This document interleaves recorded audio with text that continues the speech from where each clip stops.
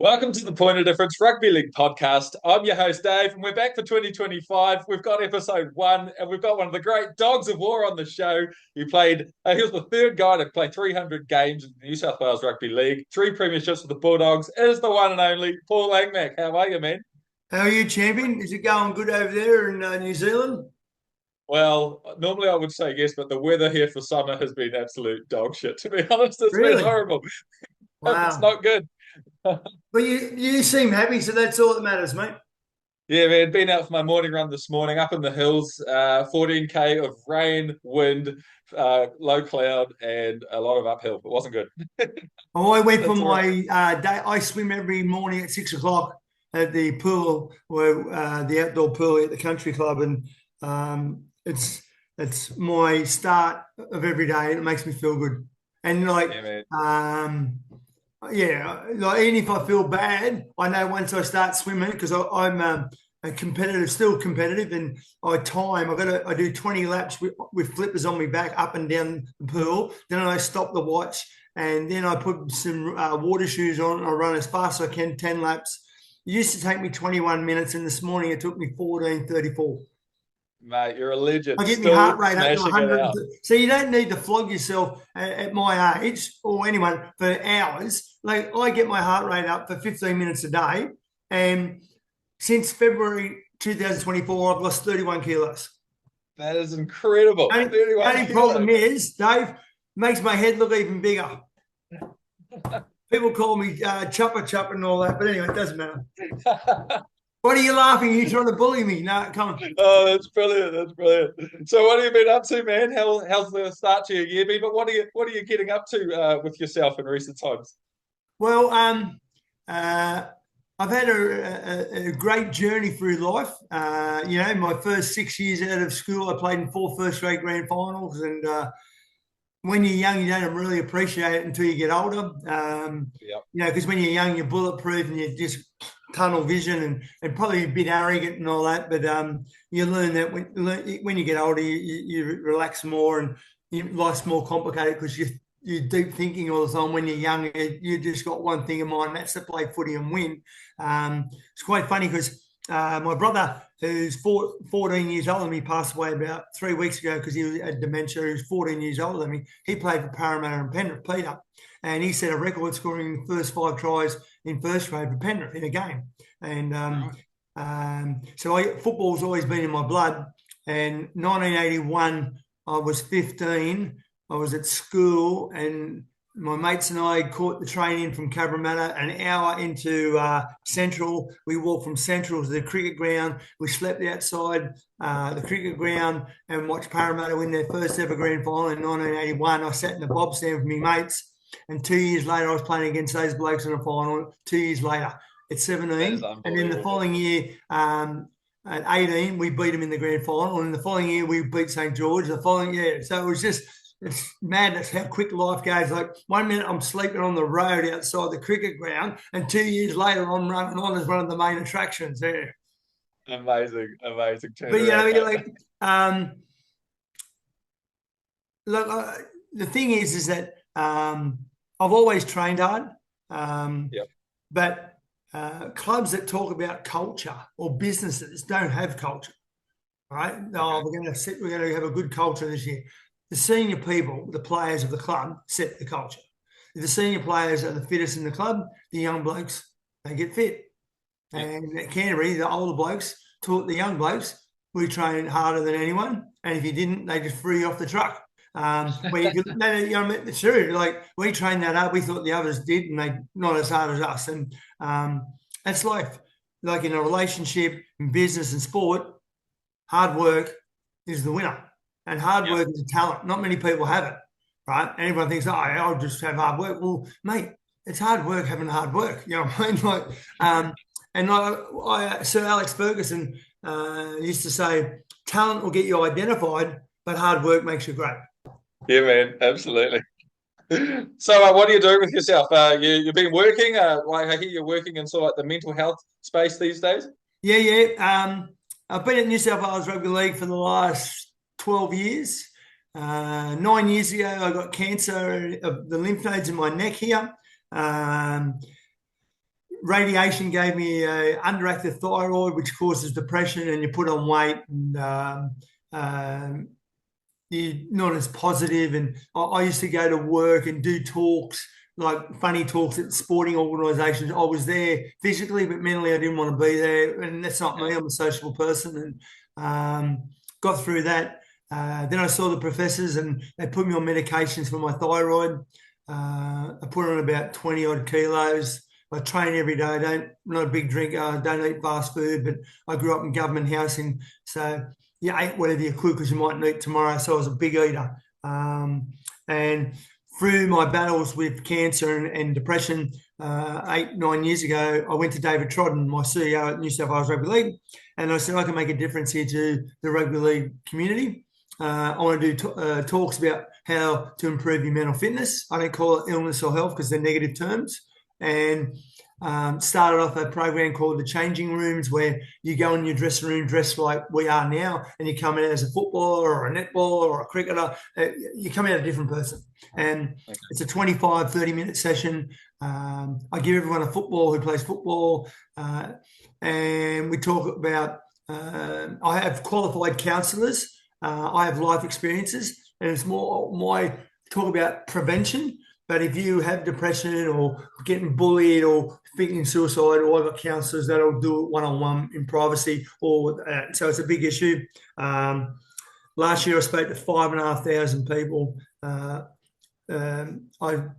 help the Australian Navy, Police Youth Command with at-risk troublemakers in school, high schools, all different sports, and from 11s to all the way up to 80-year-olds, and just planning out now. Hopefully this year I'll do about 10,000 people involved in rugby league in New South Wales.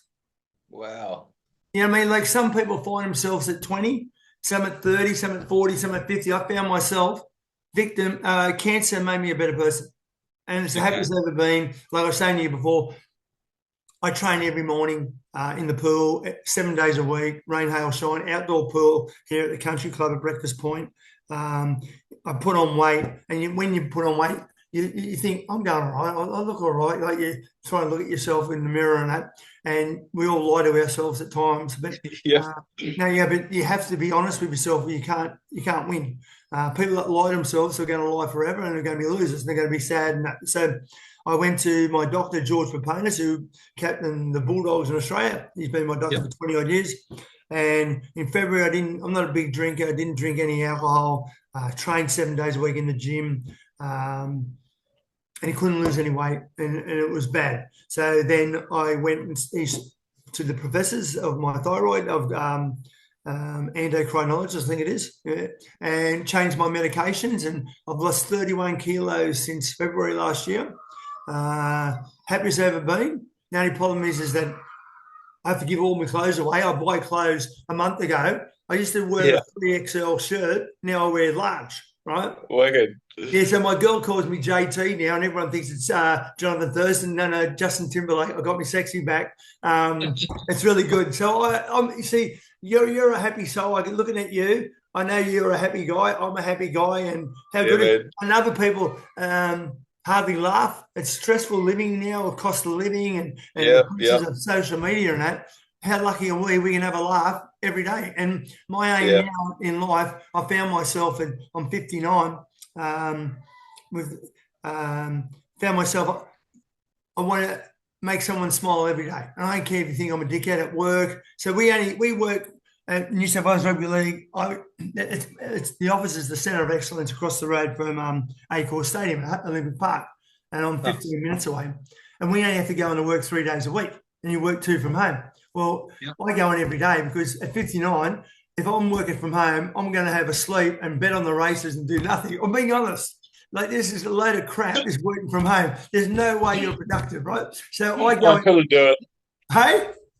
I couldn't work from home, so I wouldn't do anything. No, I wouldn't do anything. I'd feel, because we need to interact with humans, not via phones or by just, how you going, mate? You know, like, so I go to work every day, and people go in there and go, you know what? I come in because of you. I go, why? You make me laugh. And that makes me feel so good, because I'm a character, you know, and sometimes I overstep the mark too much. But, I comment, and now all the girls, I comment on what they're wearing, and I go, "Oh, mate, new dress." "Oh, yeah, I appreciate that," and I make them smile. So they probably think I'm a dickhead, but I don't care because life's so stressful. And how good is it? And all I want to do is help people and enjoy life. And by helping people doing mental fitness talks, makes me feel good.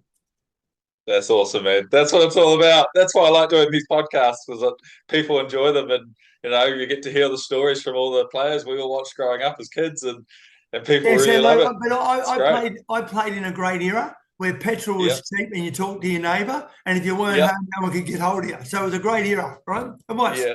I'm not trying to be funny. It was great. And, great character. I was coached by Warren Ryan, the greatest coach.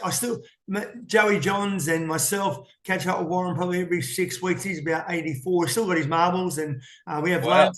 We have lunch, and we invite people to come, past players and that. And it's not a drink. It's we have a couple of wines, and we have Chinese for 2 hours, and we bag everyone playing rugby league, past and present. And, like David Gillespie and guys like that come, and Paul Seranen and blokes like that. And Jason Ryles come. Michael Maguire's been a few times before and after Origin. Cameron Serraldo. It's pretty cool. And it was quite funny. The last time we met was about 4 weeks ago. And Joey Johns, deep down, Joey's a shy fella. He's a quiet fella, right? And he lives at Bronte Beach above the shops. And he was there with his son across the road from the beach. This is the day we're having lunch, and he's passing the ball with his son, Louis. And this bloke's in a moon boot, 23-year-old turns out, looks a bit like you actually. And he says to him, "Are you Andrew Johns?" He says, "Yeah." Bloke's in a moon boot, so he's come over here to have an operation. And cut a long story short, Joe said he's over here for 2 weeks. He's staying at Bondi somewhere. And Joe said, "We're going to lunch, mate. Why don't you come with us?" So he jumps in the car. He's only just met Joey Johns. So he comes along, and this bloke, we're having a lunch. I go, "Who's this bloke?" He said, "Oh, this is Ruben Love. He plays for the Hurricanes, right? Fullback." And he played a bit of All Blacks in it. I go, "When did you two meet?" He said, 5 minutes ago. Right? He was a great fella. But it was quite funny. So we get all different people, and we talk about football. So we get like the coaches, like Jason Ryles, very impressed. A couple of months ago when he got the Parramatta job, he came, it was me, him, and Joey Johns and Warren Ryan, and we're just talking about footy. And Warren said to him, like he said to me, "What do you think of Parramatta?" I said, "Since you've won the comp in '86, you've got a lot of show ponies. Like you haven't got hard workers. They don't do the hard grind like Fisher Harris and Penrith blokes and that. It's hard work." And then Warren even said, "You need 5 blokes in your team who do all the shit work that no one in the group knows about, right? They're winners, mate. They take the ball up. They save tries. They tackle. They're the first at training. You need 5 of those blokes, whatever positions, because they win games." And it's so true. Yeah. And Michael Maguire worked in New South Wales for 12 months last year, so I become mates with him and give him tips on the horses and all that.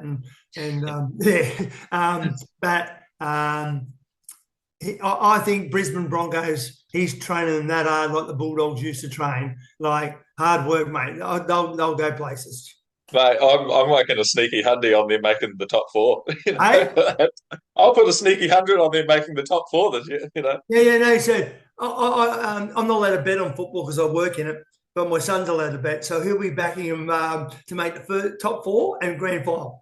Because if they make the grand final and you back them to win the comp at 10-1, you can't lose. You back up the other team and you're half your winnings. Exactly. I like that. Responsible gambling. No, I don't gamble. I'm not allowed to gamble on footy. But I did a Bachelor of Business and majored in marketing, and I'm very good at mathematics. Right. Because I used to be a bookmaker at school at Fairfield Pats, 1,200 kids, Melbourne Cup Day. We used to make a lot of money. My coach used to take me to Harold Park Trots when I was 15, Friday night before we played Saturday. And that's when I got to know Phil Rothfield. He was just a cadet journalist, and Harold Park Trots was big. So if you bet, you're very good on figures. Like 40% of 60 is 24. And I tell young kids that. how'd you know that? Like, they need a calculator, you know? But anyway. These were the days when we didn't have calculators at school. Yeah. But, I was in that era. so what do you want to know about so I had 8 years at the Bulldogs, 8 years at West, and a season at the Roosters, 17 years I played. Yes, mate. Right. I want to know. What I want to know is, let's go all the way back to the beginning. How did you get into rugby league, and what was your life like as a young fella? You know, even before you got into rugby league, like how did the whole thing start? What was your childhood like? I didn't have a great childhood upbringing, but I did in the sense that it made me who I am. Okay. Government housing, we didn't have a car. My brother played footy. My dad grew up in the eastern suburbs, and he grew up with a guy called Jeff Marnie, who was a race caller at all the racetracks. So every second or third Wednesday, he would say, "Don't go to school today, son. We're going to the races on a Wednesday," and I'd sit in the commentary box and watch races at the age of 10 and that. So yeah, it was pretty. I had a very good, sweet, smart upbringing, but like you know, we had a lot of variety in our meals because we were government housing battlers, and it was always bangers, mash, and peas Monday, Tuesday, bangers, mash, pumpkin, bangers, mash, spinach, bangers, mash, cabbage, and the worst food I ever ate was tripe, and now you pay a fortune to eat at a restaurant. So but I so when I do my talks and kids are being dickheads, I bring up about me growing up in government housing, and this is a true story. It made me who I am. I'm proud to tell people where I come from because every day is a victory now, and I think I'm trying to be funny, but it is really. We won the comp in '84, so I was 19 at that time, and then in the off season we went to Long Bay Jail, played touch footy with the prisoners, right, the inmates. Oh wow! No, listen to this. Anyway, so and AIDS just come out. So we were a bit, they said, don't drink any water, you might die.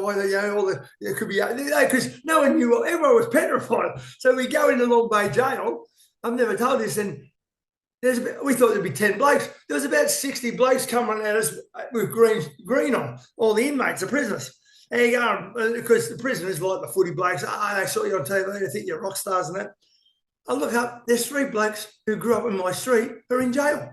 I said, what are you doing here? Armed robbery, drug dealing. And so I bring it up, and I bring it up now when I do talks to kids, because I talk all over New South Wales, is, mate, if you don't take responsibility and actions, you end up like the blokes who grew up, you end up in jail, right? And now everyone goes, I got mental health problems, I killed someone, or I got this. Mate, you got to take responsibility. And people used to fat shame me. I can give as good as I take. But it's what you put in your mouth you're going to wear tomorrow. If you eat shit food, you're going to end up feeling shit tomorrow. So now, because I've always had a strong threshold for pain. In lockdown, I had a heart attack. I didn't know, but I kind of thought I did, and then found out a year later. God. Yeah. So I should write a book. I could talk forever. But, you should write a book. So I grew up in Cabramatta, which is a Parramatta district. I captained all the junior reps, and I played football. Whoever our neighbour played football with, because he had a car and we didn't. But so he'd keep changing clubs every year, right?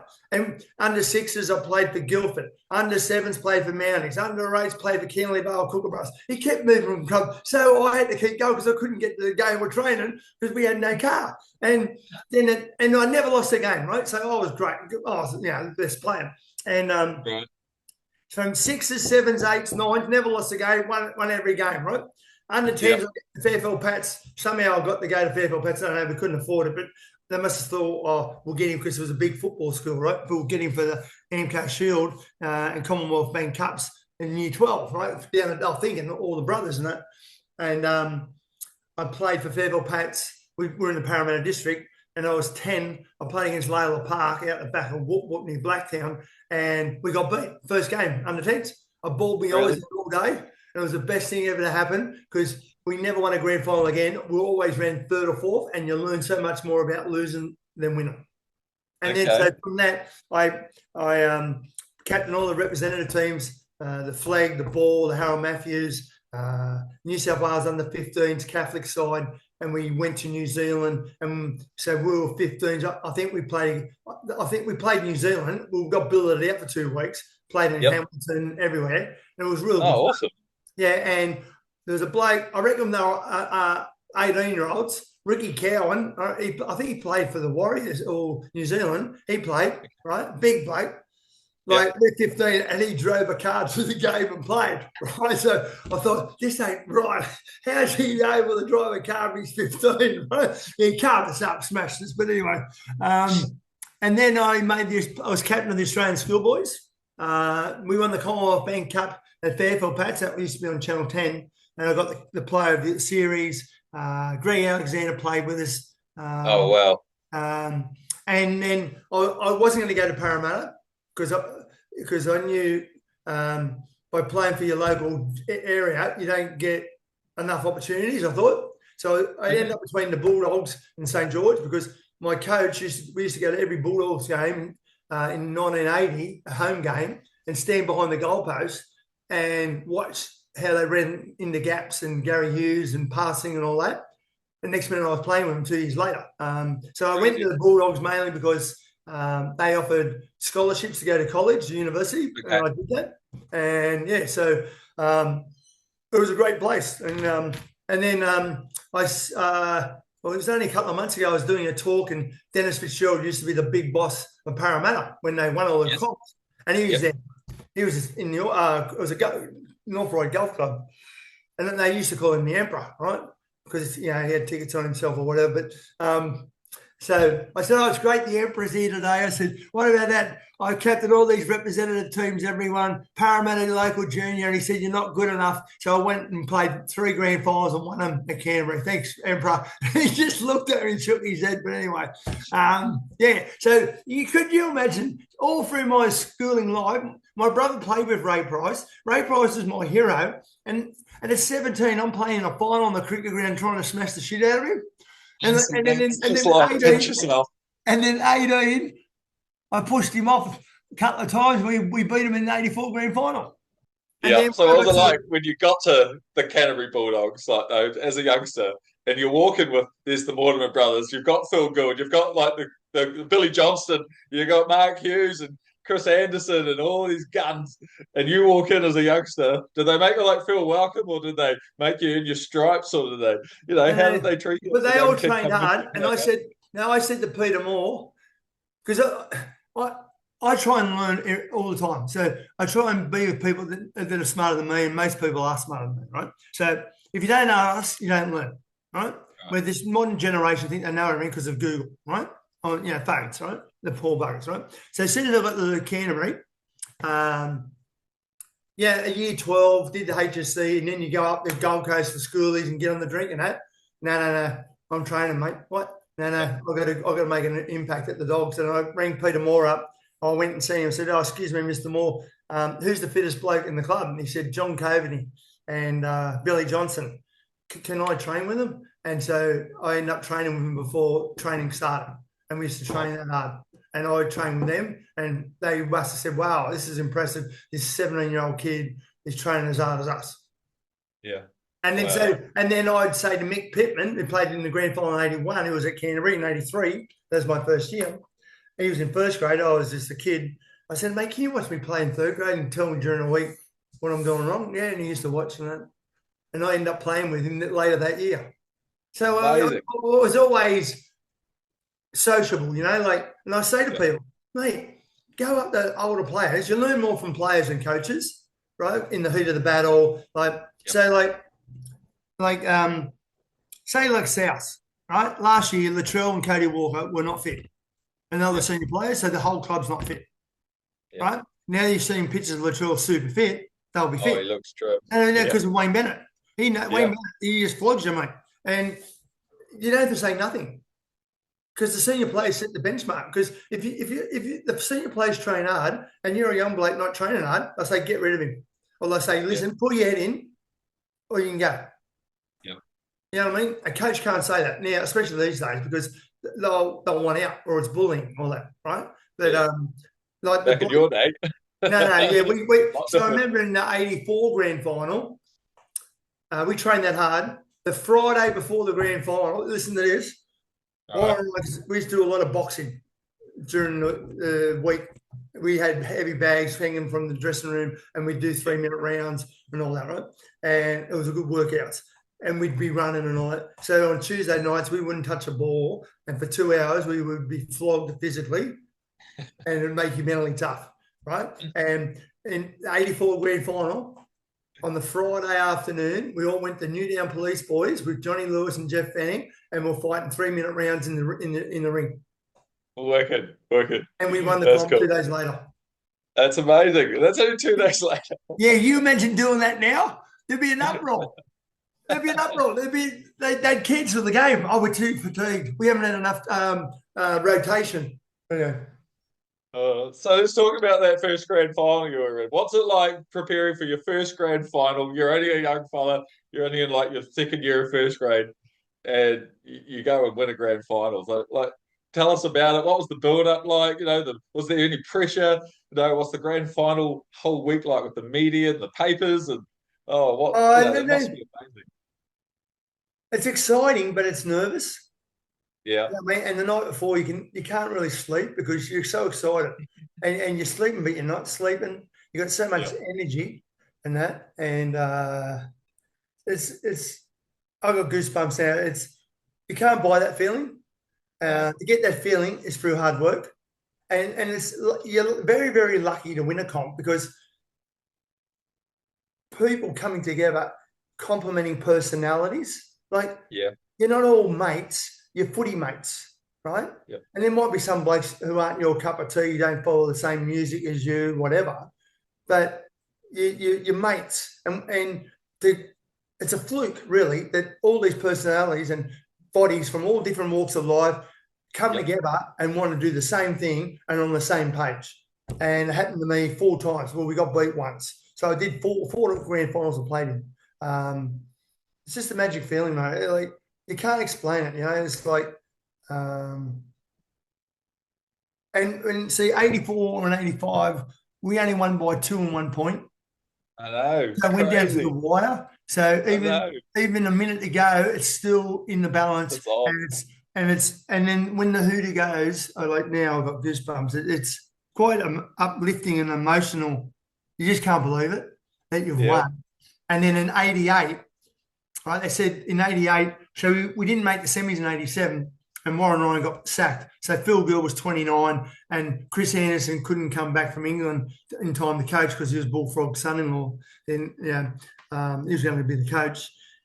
And so Gus, they just said, they let some players go, and Bullfrog said, mate, you coach, matey, you coach. That's the way Bullfrog used to talk. And so Gus is 29 years of age, and I played against him, played with him. Next minute, he's our coach. Steve Morton was 35 and Gus is 29. Like, imagine Wayne Bennett coaching someone older than him. You have to be a fucking 100. But anyway, so it's true. But so it was a magic year. And always remember, Gus is probably the smartest guy I've ever met. Probably the weirdest because smart people are different. No, he's super intelligent. He is the best, right? He's the most successful Origin coach in New South Wales. He speaks so good on TV and on radio and in business talks, and I'm still friends with him. He works at the Bulldogs, so is my sister with him. But we weren't supposed to make the semis, right? And in that year, it was the top 5, where if you finish in the top 3, you get 2 bites of the cherry. You can lose the semi and have another crack. So it was 3 games to go, and we're playing Canberra down in Canberra. And whoever wins is going to probably finish 3rd, and the other will be back 4th or 5th, or not even in it. And they got Meninga and Daly, all the young ones coming through, Belcher, Stewart, Boxhead Walters, all these guys, right? And Gus says, look, boys, he said, this week's game, going to do something different.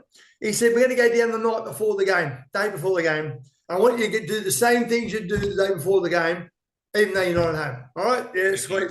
So the minibus, Gus is driving the minibus. Imagine Wayne Bennett driving the minibus, right? And the best players always sit up the back. So Steve Mortimer, but Terry Lem, he lived at Bastille. So it was on the way to go through to Goulburn and then go to Canberra. So it's about 11 o'clock. and we drive to, and we pick Terry up at the Twin Willows Hotel at Bass Hill, and he walks out with his bag and 2 6-packs of vodka and orange UDLs. True story. And our best player sits up the back in the right-hand corner with 2 6-packs. Gus is driving. Joey Thomas was our hooker. He was the bookmaker. There was no phones, and we start betting and bars drinking UDL. So we played the biggest game of our lives the next day. I'm thinking, what the fuck? Our best player's getting drunk. Anyway, so by the time we got to Goulburn, Joey Thomas was losing $6,000 to everyone, and Bar had drunk 6 UDL vodka and oranges, right?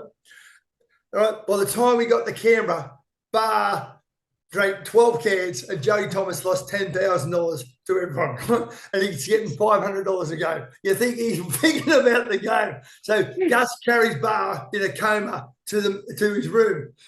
Terry leaves. He's in a coma. He's gone. And we're playing the biggest game the next day. So he's in a coma, and Gus, being smart, thought, right, I'll call a team meeting. So we all go into Gus's room, but Bar's asleep. This is like 6 o'clock at night. And he goes, look, I know you're worried about Terry, but apparently he wipes himself out the day before every game because he can't sleep, gets nervous, so he gets drunk, makes him sleep. I'm thinking, right. So don't worry about it, right? Just worry about yourself. And Joey, how much did you lose on the punt today? 10,000. Oh, do you have any incentives? Yeah, if we win the comp, I get 20,000. All right, we've got to try and win the comp for Joey, right? Anyway, I go to bed, and I'm not religious, but I prayed to God that night that Terry Lamb wouldn't wake up with a hangover, right?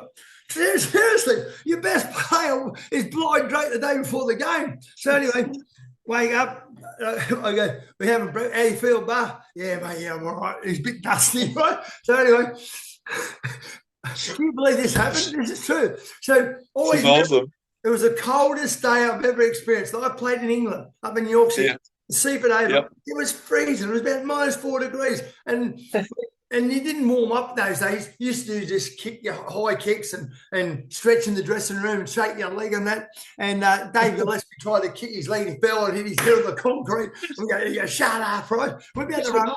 And then we run on. And then we're down 6-0.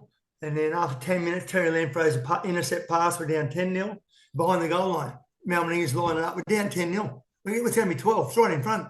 And everyone's filthy because when you're in this position, you threw an intercept because you're hungover, right? And being such a winner, and I love the bloke. And if you ever get him on, I'll give you his number. He'll get on and tell please, that'd be great. And Terry Lamb, being such a winner, said, listen, boys, I know you're filled with me getting drunk, but I do it every day before a game. And listen, mate, follow me and we'll win. If we win this game, we're going to win the comp. He said, Joey, how much did you lose yesterday? He said, behind the goal line. I'm not talking about footy. He goes, 10,000. What? He said, 10,000. He goes, you got any incentives to win the comp? Yep, 20. Okay, I'm telling you now, follow me, everyone. If we win, we'll win the comp, right? We won 23-12 and we won the comp. Wow. We won the comp. What a great story. Yeah, and there was a pub crawl all the way back to the Bulldogs. This is a true story. And the Canterbury Leagues. And Phil Good's driving. We're all singing songs and all that. And they used to have bands on at the Canterbury Leagues. And it used to be packed in the auditorium. And this night they had the Cockroaches, who are now the Wiggles, right? And David Gillespie and I can't sing for shit. We get up on stage with them and sing Rockin' All Over the World by Status Quo. Yeah. And we won the comp. See, if that happened now, there'd be photo, everything. It wouldn't happen now. I think I played in a good era, Dave. Do you think? You did. That's why I love covering you, blokes. You got all the good stories. That's awesome. Yeah, and then did I tell you the story at the time Phil Gould saved my life? Oh, let's hear it. Let's hear it. So Phil Gould played at Canterbury 83, 84, 85. And then in 86, he went to South, right? Yep. So he was the biggest halfback I've ever seen wearing number 9. He played second row, but he was a very creative player. And it was Monday night football. South were playing the Bulldogs at Belmore. It's going to be 25,000, right? And the Bulldogs, the Dogs of War, we used to love confrontations. Yeah, and we used to love playing South, St. George, Balmain, Parramatta, not really, because they were more skillful with Mick Cronin and Kenny. They weren't a confrontation team of challenging your toughness, mental toughness. So we're going to play. We're training on the Sunday, and we're training. And Warren Roy says, "Listen, I've got early mail. Someone in the pub told me there's going to be a stink on in the first scrum, right?" And I'm thinking, I can't fight. And Les Davidson, toughest bloke I ever played against, lovely fella. He could fight like a fresh machine. Ian Roberts could fight. Lindsay Johnson, Dave Boyle, Mario Panic, and then, right? So he said, there's going to be a stink on, right? And Peter Kelly goes, "Mate, it's 1 hour and all in. Kick him, whatever, if they give us the time." And I'm like, again, praying to God, going, I'm going to die. Right? So there's 25,000 people on a Monday night at Belmore, right? It's the Gladiators, right? It's unbelievable. Best atmosphere you could do. So we're in the dressing room, and Warren Ryan, half an hour before kickoff, puts on a video of Marvin Hagler fighting Thomas Hearns, 2.5 rounds of the middleweight title of the world, where they punch the shit out of each other. And I'm looking there going, I got to go to the toilet. Anyway, and then he said, "This is what it's going to be like out there. Whoever wins the fight will win the game," right? And I'm thinking, if I get Les Davidson, I don't think I'll make it up past 5 minutes of the game. Yeah, try being honest, mate.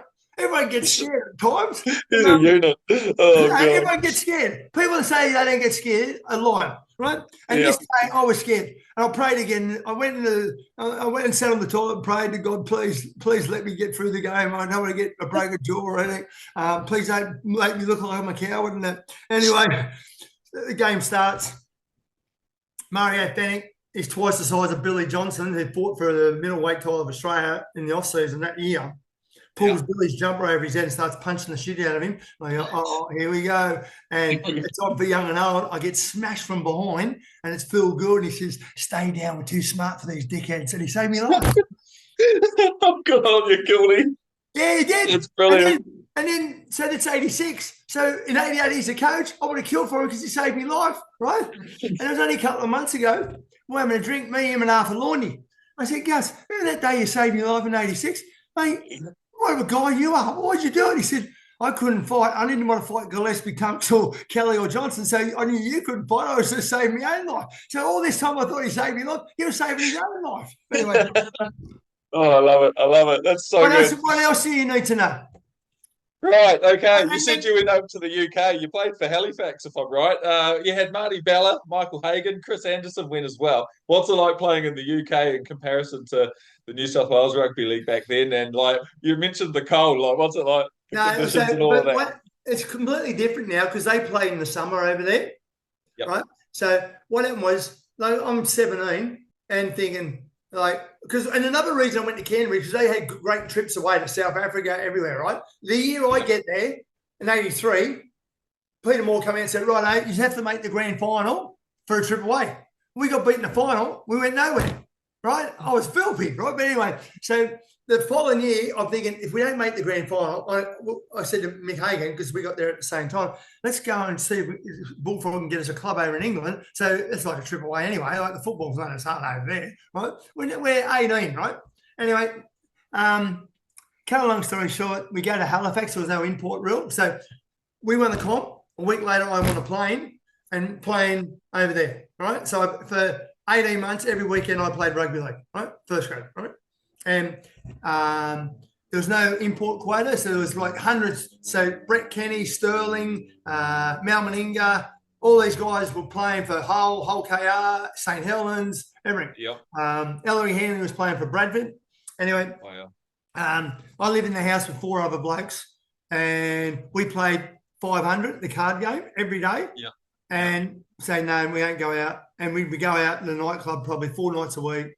And like treat it like David Beckham, like in through the Pompey Blacks hated you, right? Anyway, I remember our coach Colin Dixon is English second row.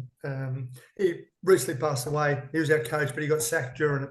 Chris Anderson was playing second grade at Hull KR because Gavin Miller was in first grade and they didn't get on, and Gavin didn't want him in the team.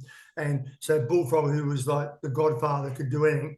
He was over there at the time and got Chris Anderson to be captain coach of Halifax a week later. So Colin Dixon gets sacked. Chris Anderson is a winger, and he says, "I'm playing 5'8". And I said, but you throw watermelons, mate. I won't be running off you, mate. I said, yeah, mate, you stand on the right side of the field, and I'll stand on the left side. You go, yeah, sweet, just don't tell anyone, right? Throw it like you're a watermelon. Throw it. You get smashed all the time, right? So we survived relegation. But the funny thing, like, I went away a boy, come back a man. It was unreal, travelled and that, and just loved it so much. And when I go to restaurants or that and young people are serving me, I say most of them from overseas, because Australians don't have a good work ethic, so they have to get people from overseas to work in restaurants, and they have to. And I say, you know what? The best thing you're doing is travelling, because you learn more travelling than you go and reading books, and you do. And so it accelerates your knowledge of life and world, travelling, because you meet different cultures and you have to survive and all that. But the best parts of it was Boxing Day is the biggest day. We had to play Boxing Day. So all these Aussies got together and got on the drink Christmas Day. Mal Meninga and all of us drink, and we're playing against each other the next day, right? And then so you had to play Boxing Day, but the biggest day is New Year's Day. We're playing local derby, Bradford Northern, Ellery Anley at Thrum Hall. It's going to be packed, right? And we're sitting there going, this is a joke. New Year's Eve, we're sitting there. The nightclub, the Acapulco, we used to go to and get free drink and that, right? They had a fancy dress party on that night. And one of the blokes in the house said, why don't we go as Casper the Ghost? We'll put bed sheets over it. No one will know it's us. Cut holes in, right? Well, that's what we did. So we went in, we're playing. Only problem is once we spoke, they knew who we were. So we got thrown out. But anyway. But that was great. But then, so then I didn't have a break. So I played all 84, never missed a game. Played over in Halifax. Come back on a plane, played every game in 85 and won the comp again. Yeah. And I didn't have a break. Beat the Dragons. No, it was against the Dragons, yeah? Dragons. Yep. 85. Yep. And that's someone's good when they have to change the rules. So in that, they changed the rules from the bomb, because Glenn Burgess, we kept kicking it and smashing him in the in goal, and they had to keep dropping it. They couldn't get out. So the next year they changed the rule. If you caught it, it was a tap. Okay. Right? Like Walter Lindrum, the great billiards player, they couldn't beat him, so they changed the rules. So they changed the rules to the Warren Ryan because of the bomb. And then because it was a 5-metre rule and we're super fit, you could destroy teams, because no team could beat us, right? Because we're super fit and their speed of line, you can't get around us, right? And they changed the rule from 5 metres to 10 metres so that we could get beat, right? And so we used to have a thing in 85, Warren taught us how to tackle, right? And that's another thing. But Warren was a shot putter at the Commonwealth Games, just called the Empire Games. So he knows all about footwork. That's where your defence comes from, right? Okay. Nowadays, they don't tackle. They grab and wrestle, and that's why you're having head clashes, because everyone's upright. That's why you got hip drops, because no one tackles, right?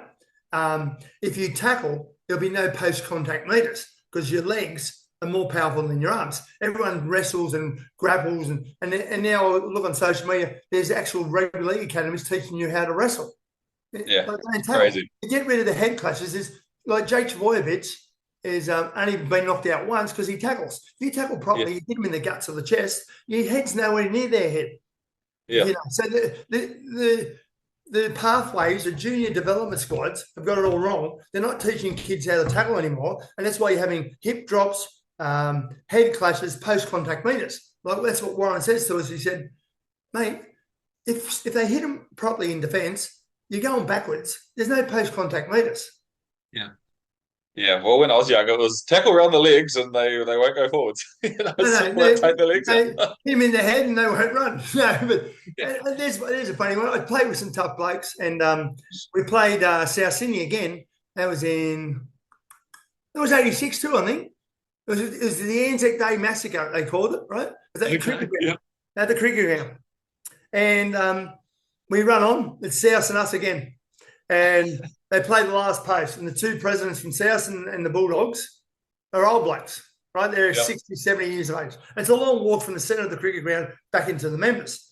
We kick off, and Ross Harrington, the fastest send-off ever, gets the ball from the hill end, running, and Peter Kelly knocks his head straight on the hill at the cricket ground, and he's sent off first tackle. He's running, and he's beating the two presidents. And the president said, what? Did you forget your mouth guard? He said, you bloody dickhead, I just got sent off, right? He beat him into the gate before they got there. So anyway, Peter Kelly, like front rows, they think they're smart and intelligent, right? He always thinks, he still does, poor old Kel. So he goes to the judiciary to represent himself because he said, I'll get out of this, right? And Jim Comins was wiping everyone out with suspension because of violence in the game. And Jim Comins said, Mr. Kelly, we've watched this video numerous times and you keep saying you didn't hit him in the head. Why is that, Peter? You know what he said? Because when I hit him in the head, it sounds different, Jim. You got 10 weeks. I actually remember that because I had one of those Winfield Cup highlights videos from. I had about 12 of them. I had heaps of them. I think that footage was one of them where literally, off the kick-off, send-off. Yeah, I'm pretty sure that's the fastest send-off in history to this day. Yeah, that's awesome. He beat the presidents back into the dressing room. They're back into the fence. They were still out on the field. He ran past them. Where you going? You're forgetting your mouth gun. I got set up, you dickhead. Oh, brilliant. Right. 1986, you were selected to go on the tour of Britain and France with the Kangaroos. So how special was it to go on a tour? I know you didn't play any tests, but you played about 6 tour matches. I see, unless you believe you belong in a relationship or in life, you don't go nowhere, right? And I remember James McDonald, the gun jockey of the world now, the Kiwi jockey. And when he was a kid, it would have been 8 or 9 years ago, he stayed with me for 2 days. He had to race on a Thursday. Brian Fletcher, who's the CEO of Penrith now, was the CEO of Hawkesbury Races, invited him, the gun whiz kid from New Zealand. So I picked him up from the airport. And his mum, Diane, said, oh, listen, he'll be wearing this and that. And he's about this tall. I said, mate, he's a jockey. Don't worry. I know he's a midget. I'll know who he is. So I got him. And I took him out to the Randwick Rise, because that's like the cricket ground for footballers, and showed him that. And then I'm a member of the cricket ground, so I took him, showed him the cricket ground and that. And he said, oh, mate, any chance we can have a sauna? I said, oh yeah, mate. He said, I've got to go in there for 2 hours. Why don't you come with me? I said, no. I'll come in the last couple of minutes, mate. So he was in there for 2 hours, right? So rugby league players have it that easy compared to jockeys, right? Mate, it's a torture, right? So he lived with us for 2 days, and he ate a piece of fish the size of a 50-cent piece in 2 days. I said, how did he do it? He said, it's all mental, mate. Once you get used to it, it's all right. And I said to him, until you believe you belong, you won't succeed anywhere. When you believe you belong, you go, wow. So it's how easy is this, right? So that's why you see when blokes play Origin, they come back to the NRL and they smoke it, because they think, as kids watching, these guys are superheroes watching Origin. And next minute, you're in camp, they eat the same food as you, they bleed like you, they're dickheads like you. Then you think, I belong here. So in Origin and rep footy, I didn't really believe I belong. That's what my belief now is. I didn't excel. I excelled in the NRL because I believe I belonged there and I was good, right? Okay. Even the Kangaroo tour, I didn't really. I was a kid, and I just enjoyed. I was with Wally Lewis and exactly. And so looking back now, probably it's a bit of a regret. I didn't look at it more belonging, and same as Origin. Okay, yeah. But I had 10 weeks. I had 10 weeks in England and France. It was unreal. Yeah, I bet it was. Especially playing Origin. You played in an exhibition match, beating Queensland in California or something like that. Long Beach, California, in 1987. Yeah, wow. That was cool. That's crazy. Good to get one over Queensland for you. I mean, I support Queensland because my family's from there, but Is that why you talk slow? Yes, my dad's from Brisbane. Yeah. Must have been a cool experience. So I played in the game. I played in the game when Queenslanders were throwing full cans of beer onto the field. They'd buy a beer and throw their money away, right? I played in that game. That was pretty. Origin, I remember we were playing because Steve Folkes and Terry Lamb were in the team too. And in sport, and especially Origin, if you're thinking, you're not playing. You just got to play the moment, right? And the good players can think ahead, right? But they're still in the moment. And Origin goes that quick. Like, I remember, I can still picture it now, walking off and saying to Folkesy, how quick that go? It was like we ran on and ran off in a blink of eye. You can't breathe, you can't think, and it goes that quick. And now it's going quicker. Yep. So, and that's why people love watching it and love playing it. It's the best. But if you're not, and I say now, if you're thinking, you're not playing. Okay. Oh, mate, I love Origin. I love the physicality. Like, did you find the physicality, energy, everything went up a notch compared to NRL. Yeah, it was. It's the best. And that's why players come back better players. Right. That's why some players, I don't want to name players, current players, they play Origin, they're not up there because they're not quick enough and they're not explosive enough. Okay. Right. Okay. Okay. All right. So now a couple of records I want to talk about with your career. You're the youngest ever player to notch up 100 first grade games at only 22 years old. I mean, that's in an era where you played 80 minutes, like for all the forwards played massive minutes, not like today where they play 60. No, see, now they think I think it's about 45 players played 300 games, where before, like there was no interchange, it was violent. Yeah. I got knocked out 6 times my first year. It's amazing I can still count. But it was a rarity to play 300 first grade. Jeff Gerard was first, Terry Lamb second, I was third, and then there was E.T., Andrew Eddinghouse, and Cliffy Lyons, and someone else I can't remember. There were 6 of us, right? And now most blokes don't play 80 minutes, right? The halfbacks and the fullbacks do and all that. But there's some blokes that played 300 odd games. 40% of them they've probably played 10 minutes. Yes, what I mean. But they should be saying how many full games they've played. But because now it's he's playing 350 games. He's playing mate. It was a rarity to play 300 games. Yeah, exactly. I remember when Jeff Gerard did it first, it was like such a big deal. And it was a forward. It was unreal. Yeah. So 1991, you actually signed with the Western Suburbs Magpies. So why did you decide to change clubs and how did you end up at the Magpies? Oh, Warren Ryan got myself, Gillespie, Joey Thomas, Andrew Farrer. We all went there with him. Okay. Because he's at Balmain and we went there. Probably because we were just, it was like our mentor. And looking back, if I didn't, I would have played more games at the Bulldogs. But that's life, it's a journey, and it was great.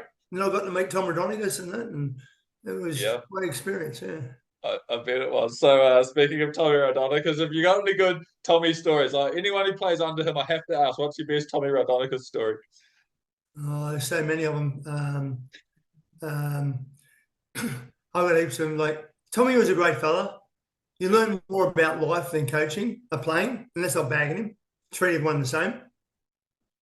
It was pretty simple game plan was bash the halfback, get the ball in the middle of the field, and Paulie do your tricks, right? Because all the old blokes, Bobby Linden and that, they all left. And I was left there with all these kids. And I'm captain. And we're supposed to run last in a 20-team comp. We made the semis. Because the first couple of years, you just want to kill for Tom, right? Yep. Right? But it's the same talk every week, bash halfback, bash him, right? Knock his head off, bite him, right? This is true. And he's the Origin coach. He won an Origin series, my God. But anyway, so one time we were doing a video session, and on one time, we did a video session, and and there was Illawarra Manly after training playing.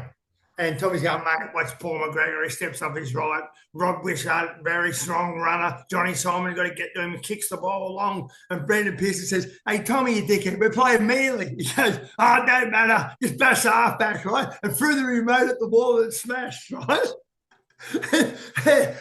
So we never watched the video ever again, right? Never. True story. We made the semis that year. He thought we were playing the ball. We were playing Manly. No, it was quite funny, he was an Origin coach, and he'd say to me, oh, Paul, he says, mate, I have so much fun in Origin. I won't be coming to about an hour before the game. You coach him all week. Yeah, sweet, mate. We always used to win when he wasn't there. And he'd rock up half an hour before they go, boys, how we going? Bash halfback. Yeah, bash halfback. Yeah. Oh, you got me with that. That's good. And then so, this is a good one. So this time, we're playing Crowe. We actually make the semis. We're playing Crowe, right? And I'm captain. And we're up 8-0. And David Peachy makes a break. I must have been bludgeoned or something. I come across and ankle tapped him. and he dropped the ball. I looked down, and I dislocated my knuckle, and the bone was sticking out. And just probably in shock, I just smashed it back in. And I said to Mick Stone, Mick, my thinking is gone, mate. Look at it. He goes, oh, shit, yeah. So I go off. Right, we're up 8-0. And apparently Tommy comes running down smoking to the dressing room. He says, what's wrong? I said, my finger's gone. He said, you're nothing but a dog. If you don't go back out there, you're gutless. You're a frigging coward. I go, make me finger. And he goes, listen, Long John Silver was a legend with one leg. You could do it with 9 fingers. I'm thinking, what? This is playing on. He's on medication, right? So that's what he's saying to me. I'm a dog. Long John Silver was a legend with 1 leg. You could do it with 9 fingers, right? So he said, Stitchy, strap him up. He's going back out. So I go back out and we get beat, right? We get beat. And I've still got my jumper on. I've got to go to the hospital because if any dirt gets in there, bone can't fight disease. I'm going to lose my finger. And so they're all going in the Covent Gardens or somewhere to have a drink. And I just want to go there to have a drink, but I go to the hospital first. And I'm sitting there with my West jumper on, and this nurse comes in. She goes, oh, you play for West, do you? Yeah, she goes, oh, you're coached by apparently the toughest bloke ever to play the game. I'm going, what? Oh, yeah. He said that Long John Silver was a legend with 1 leg. He goes, what are you talking about? Oh, no. This is true. She says, he's not that tough, you know. I go, love, can you just stitch it? I don't care, mate. No, I need you to know that your coach was very weak. I go, why? She goes, well, one day he was playing against Manly at Lickamore when they used to have the bash up, and he's popped his shoulder out and he couldn't get it back in. So they've rushed him to hospital. And she goes, I get there, and he's squealing like a pig, right? I said, Mr. Raudonikis, I just helped a lady deliver twins, and you're squealing like a pig because of your shoulder. And he goes, love, might be all right getting them out. See you go getting them back in her.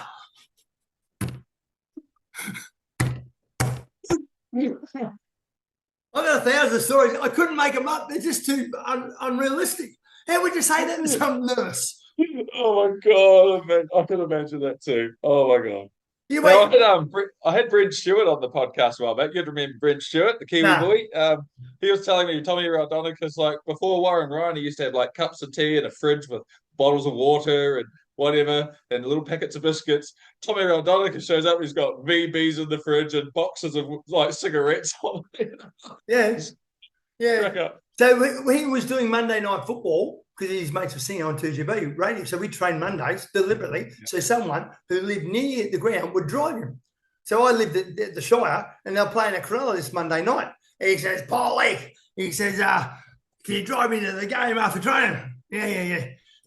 So we jump in the car, but you got to go to the bottle shop, mate. It's a six stubby trip. Everything's measured in stubbies, not kilometres, right? I go, what? After 1 beer, it's like he's at 100. He's going to be smashed, right?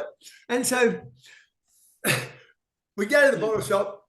He's we're driving down the freeway. But we've got all the windows down because he's smoking too, and I've never smoked. So he's drinking and smoking down the freeway, middle of the winter. I'm freezing, right? And he's going to commentate football on 2GB. I'm thinking, this is bullshit. I end up with the flu or cancer or something. Anyway, so he's drunk about 4 beers, right? 4 beers. And he says, I forgot my pass. They won't let me in. I go, you're Tom Raudonikis, mate. You played 25 tests, mate. He goes, no, it's me. There's only one you, mate. Look at you. You're a stump pig. You're short, mate. They know it's you. Don't worry, I'll pull up at the front of the gate, beep the horn so everyone sees you, and all the crowd will mob you, and then they'll let you in. Oh, you reckon they'll know me? I go, he's drunk, right? He's had 4 beers. That's what I did. I beeped the horn, and they carried him in. Yeah. Oh, my God, that's great. Oh, loving it. That's so good. Oh, right. Okay, right. I'll come back down to earth here. All right, Super League. All happened in sort of, 95, 96, 97. It was all a little bit crazy. What are your memories of Super League War? How did it affect you with Magpies? Super League was wherever you played, the money went. If you were in a TV bid off, so like Newcastle, right? Yeah. Brisbane, Cowboys. You know what I mean? But West was shit because they were in a city. Right. You know what I mean? Right. So I didn't really get involved in it all. Where if I was at the Bulldogs, yes, it was Bullfrog. It's whatever club you were. It wasn't the player. It it was about market share on TV. You know what I mean? So the Warriors and even St. George, the Warriors, big region. Okay. So it didn't really, yeah. So then what happened was Warren Ryan used to say in sports, Santa Claus doesn't come Christmas Day, right? The minute you lose your legs, it affects your catching, your passing, your running, your tackling. It might be first day in off season, might be middle of the season. God taps you on the shoulder and says, it's time. When you see blokes who start missing tackles when they never miss tackles, or they drop the ball now, they're getting old, right? Not getting their use by date, they're over, they're gone. And you try harder and you do make more mistakes, right? So I went to the Roosters. I was supposed to go to the Roosters 3 years before I went there, right? Yeah. Okay. And Gus was coach. He said, mate, I need you here because then you get Freddie Fittler one-on-one with people and no one will stop him and all that. Yeah.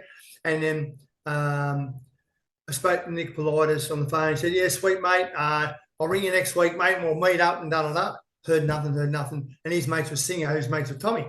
And Singer got wind of it. And then Nick Politis rings me and says, oh, listen, mate, we can't have you. I go, why? Oh, I'm friends with John, mate. And he said he'll kill me if you take him away from Tommy. I said, mate, I couldn't give a shit about John Singer. And he said, no, it's business, mate. So I hung up, right? But I ended up going 3 years later. I was too old. And I played there. So it was like young kids in lower grades, Minicello. Who else was there? Oh, there's heaps of them, right? And Minicello was a young fella. He was from Liverpool. And then Andrew Walker played, one of the most gifted players I've seen and played with. Quick kick, right foot, left foot, absolute freak. Then Quinton Ponga was there. There was heaps of them. I thought they'd win the comp. Anyway, we play in Melbourne, down in Melbourne on a Friday night, and I'm roomed with Nathan Wood. He is the maddest bloke I've ever met, right? I'm going to kill him. He ruined my career, right? Because Gus, for some reason, roomed me with Nathan Wood. He's a young pest, right? Yeah. Funny pest, but a pest, right? So I'm 35 years of age. He's 19, and he's jumping around like he's had 10 packets of jelly beans at 8 o'clock at night.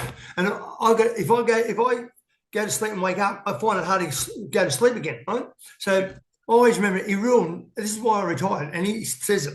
It's not really, but it's good fun. So we're staying at Sheridan Park in Melbourne, and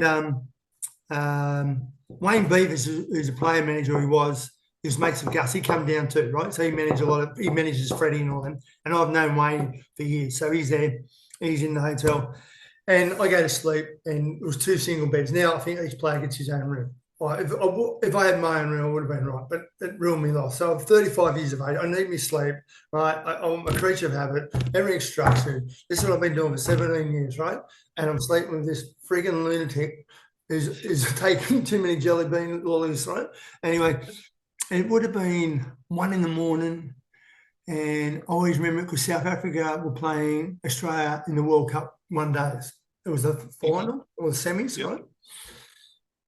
And I woke up with Nathan Wood's knees on my chest doing the typewriter on my chest. I thought, mate, I thought I was going to die. I couldn't get him off. I'm in a sleepless state, and he's doing this like that, right? And I woke up. This idiot has woke me up. I threw him off, right? I said, what are you doing? He goes, I can't sleep. I need to talk, mate. He goes, what? I won't be able to sleep now, right? We're playing Friday night. This is 2 o'clock Friday morning. He's waking me up doing the typewriter. Yeah, the typewriter. It kills you, right? And then, what do you? He goes, I can't sleep. I can't sleep now. He goes, I'm sorry, but I just need to talk to someone. Anyway, so then he rings up Wayne Beavers. He goes, excuse me, Mr. Beavers, it's Nathan Wood here. I can't sleep. And Paul Langmack, the old bloke, he woke me up. And mate, now to this day, so what happens? We go and play. And halfway through the first half, I get interchanged. I'm sitting on the bench. I said to Ronnie Palmer, get us the walkie-talkie. Yes, I'm retired, mate, I'm over it. He goes, yes, good point, right? He said, I'm retired. What's that? Yeah, but he knew. But Nathan Wood ruined it. I could have got a few more matches. Oh, It's funny. Nathan Wood, he asked me to ask you what it was like rooming with him because he knew you were coming on. He's a lunatic. He's a good fella. Oh, he's funny. He's told me some good stories, I'll tell you, when I had him on the podcast. Oh, mate, he's crazy. Yeah, Oh, no, it's so good then, stuff. yeah, so it's been a journey. Yeah, Great, you know.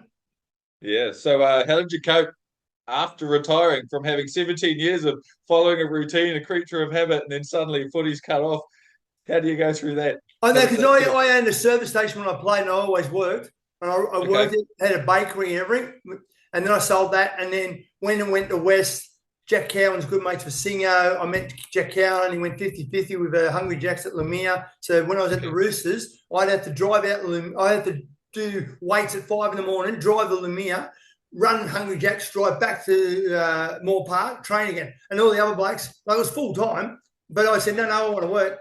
And they'd be going, oh, what do we do today? Let's get a massage. Hey, and when we go to the club and play some pool, they're just bored, right? Like they Yeah. should do charity work or something and find out what it's real people. Like when Canterbury a couple of years ago, they said, oh, we train too hard. Train too hard? Go and dig holes 40 hours a day, every day of the week. That's working hard, mate. Training hard. Mate, you train 3 hours a day. That's all you do. Like, they don't get it, mate. That's why Melbourne Storm have a good system since Bellamy's been there. Doesn't Yeah. matter who you are. If first year there, your first 2 weeks, you work on a building site for 40 hours Right. a week. And Yep. you go get up early, go to the training, go to work, go back to training, and you're in bed by 7. You're working with people who can't pay their phone bills. And then if you're a dickhead, you won't survive. No. And that's why No. that's why they keep up there all the time. They don't win the comps, but they're up there and they don't put up with dickheads. Absolutely, mate. Mate, for 23 years, I have been up at 3 or 4 in the morning, work a 12-hour shift, commute every day, Yeah. or I do a 12-hour night shift, Yeah. and it's just how it is. It's just That's, working. It's what you do. mate, like, what do you expect? We train too hard. Okay, let's not train hard and we'll run last. And then Yeah. we'll blame the coach.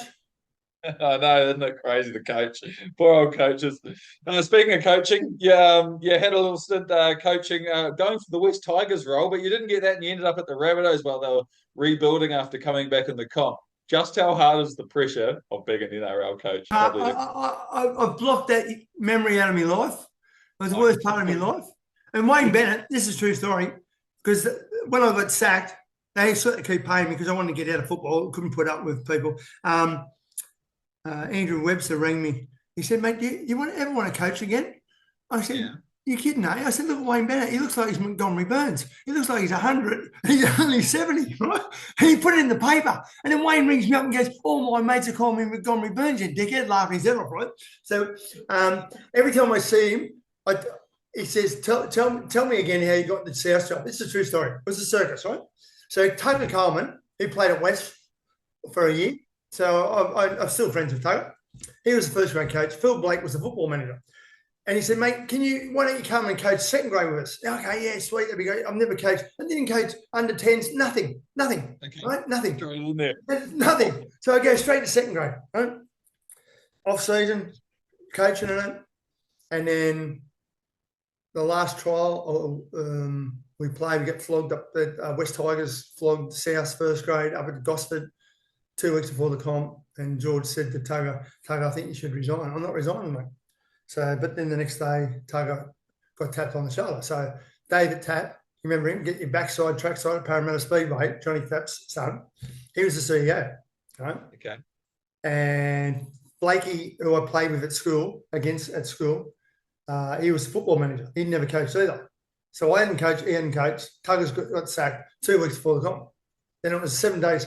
And I'm thinking, wow, what's going to happen here? So I had my own office at Redfern, South Leeds.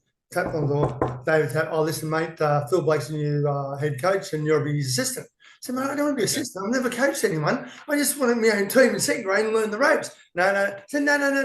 I'm not doing it, mate. Right? Oh, I'll come back to you. Closes the door. An hour later, yep, mate, you're the new first grade coach. Phil Blake hasn't got a coaching certificate. I was the only one in the building that had a coaching certificate. I go, what? I'm first grade job? Yeah. I haven't coached. That's how it happened. Oh, God. It's amazing. Oh my God. True Oh my story. God.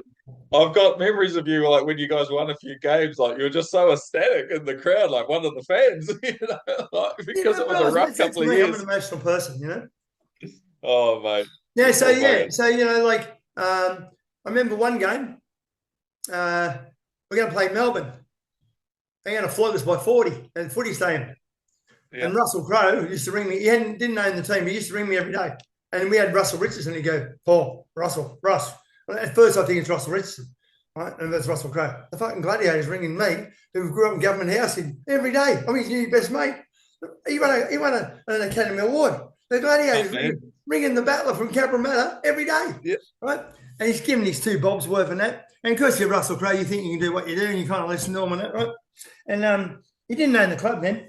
Anyway, he says, I've got an idea, mate. He says, what? I said, but you're playing Melbourne this week. He said, what about a Thursday night? I just bought this joint down at Woolloomooloo, 12 million, and we'll have a dinner party for just the 17 players and you. You all got to wear suits, right? Yeah. And I'll get Sheila's to serve drinks and all that and blah, blah. I said, and we had a kid called Jess Kane, Joel Kane's brother. Well, I think he was second, first round. He was a kid. He didn't even have a suit, right? So he had to go and hire a suit, right? I said, Russell, some of these people don't even have suits. Or what? I said, mate, it's not Hollywood, mate. He goes, tell them to go and buy one, right? So they had to go and buy suits, right? And they're blowing up because we had to train at 5 o'clock instead of during the day. It's interfering in their routine, right? Blowing up, right? You got to have dinner with the great Russell Crowe, right? And they're all blowing up. Then he rings me up and goes, Paul, change of plans. Danielle Spencer, who was with at the time, she might blow up. We've got a few Sheilas there serving drinks. I'll hire the function room at the W Hotel at Woolloomooloo on the water there. Good as go. He said, mate, I'll organise 2 minibuses after training. You'll come. Okay. So we all put our suits on, train. They're all blind. It's a fucking joke. We're going to wear a frigging suit. Who do you think he is? I said, he's a gladiator, right? It's Russell Crowe. We're playing Melbourne on Thursday. He said it'll be finished by 10:30, right? Anyway, 10:30 at night. And then we get there with security. It was like out of the movies, right? In the come boys. And Russell's waiting, and I go, this is Frank Pullator, Brian Fletcher, and Jess Kane. This is Jess Kane. And he goes, you're my mum's favourite actor, Mr. Crowe, right? That's what he said to him. Mr. Crowe, right? He's a kid. Are you an idiot? You're playing against Cameron Smith this week and you're calling him Mr. Crowe, right? Anyway, so we go in and he claps like that and the doors open up and there's a big room, a big chandelier for us. And there's the table's like in a U shape, right? And in walks Shane Warne and Merv Hughes. He flies them up. Oh, okay. And I've got to introduce Shane Warne, my hero, and Merv Hughes to all the players. And so, no, true. And then this is a true story. And Shane Warne, there was Russell Crowe, Shane Warne, me, Merv Hughes, and all the players who right? I'm sitting next to the great Shane Warne, greatest cricketer. I'm wetting my pants. Like, this is Shane Warne. That's cool. No, that's cool. Real talk. And when Brian Fletcher's a lunatic, there was these shot glasses on the table. As we go in, he gets it and just throws it straight down. And Russell goes, what are you doing? And Brian goes, I'm having a drink, Rusty, right? He goes, no. It was an alcohol called Buska, 120% proof alcohol. And he said, wow. Every half hour, we had to do this, stand up and go, gladiator, and skull. Everyone, right? Every half hour. Morning, all of them. We're sculling. And he keeps disappearing, Russell, coming back madder and madder because he's living upstairs. And they're going, oh. So then Shane Warne goes, righto. He started talking serious footy and that. And then he goes, everyone's going to tell us how old they were when they lost their virginity. Right? Was that funny, right? Because everyone's putting spins on it. And I said to the movies, look at this poor kid, Jess Kane, thought he shit himself, right? It was so funny. I can't go into it, but anyway. So then Russell comes in. He says, right, at 10:30 bus. So the boys are drinking buskas every half hour. We're playing the Storm in 3 days. First bus is going to leave. So half the guys go, right? Yep. The guys that don't drink, the Polynesian, Frankie Pullator and all them, they all go, right? And it's just all the lunatics, right? Fletcher, Ashley Harrison, the Walkers, brothers, all these guys, right? And Stringer and Scott Geddes and all them. Yep. Anyway, Lee Hookey and all them. Owen Craigie, and then Russell says, we're going to play football. He says, what? Yeah, no, we're going to play football. Russell, it's 11 o'clock at night, mate. And no. So he walks out, right? And people come in and take away the tables and they put it on the post at either end of the room. The legs of the table. This is a true story. Russell comes in with a South Sydney jumper on, his suit pants and headgear, right? And runs in and starts throwing the ball around, right? And we look at each other going, he's dead. And Fletcher goes, I'm going to kill him. I hate him. And that's how she goes, I'm going to elbow fair in the fucking head, right? And he had his bodyguard with him, Keith, right? His American bodyguard, big bloke.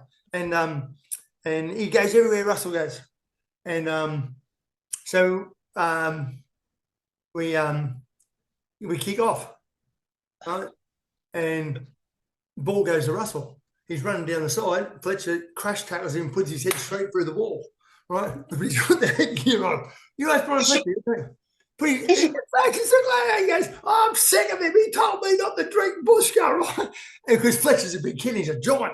He goes, I'm going to kill him again, right? So put his head through the wall, right? And we're playing in 3 days' time. The captain puts Russell Crowe through the wall of a five-star hotel. He said, don't worry, I'll pay for the damages.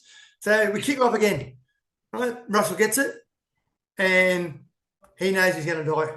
He gives the ball to his bodyguard, Keith. Fletcher picks up Keith and back slams him on the floor. Keith can't get up. We have to get an ambulance, and the game's called off, right? So we go home by 3 in the morning, right? I get home at 3. We play in Melbourne. We're going to get beat by 40, right? At half time, we're up by 20. We're winning by 20. We're smashing them. We're smashing them. No, listen. And Mr. Black was his code name. He'd bring me and go, Mr. Black's coming at 8 to the game.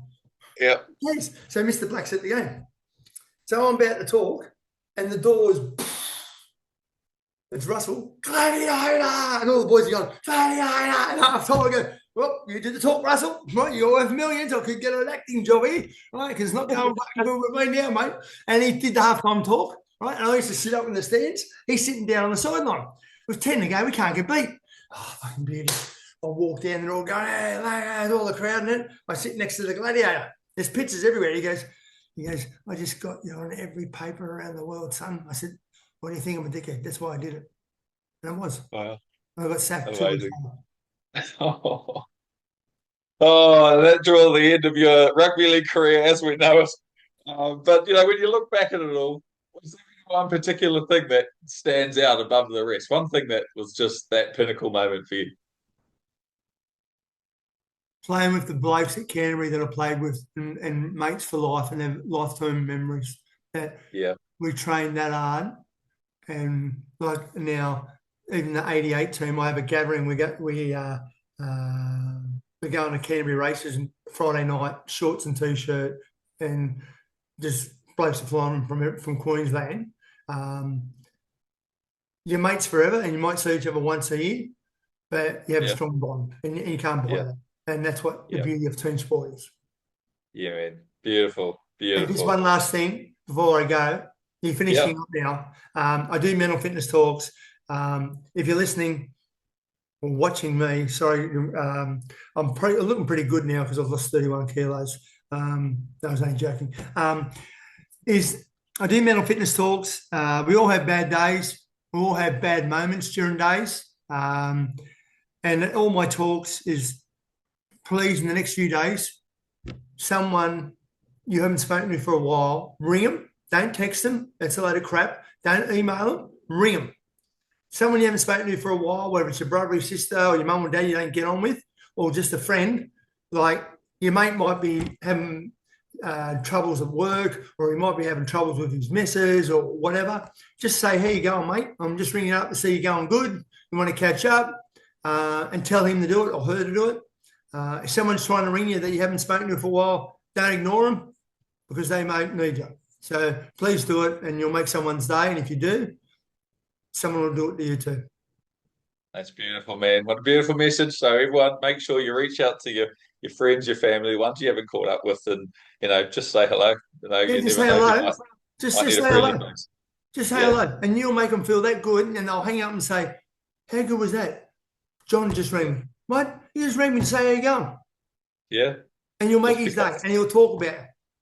Brilliant, man. Brilliant. Right, I want to ask you two very quick questions. I ask everybody before I go. What is your favorite TV show or TV series of all time? Beverly Hillbillies. Oh, that's a cracker from way back. Yeah. Jeffro Bodine and the Cement Pond and Granny May's rock cakes. Brilliant, brilliant. Okay, last question. If you could only eat one meal for the rest of your life, what would it be?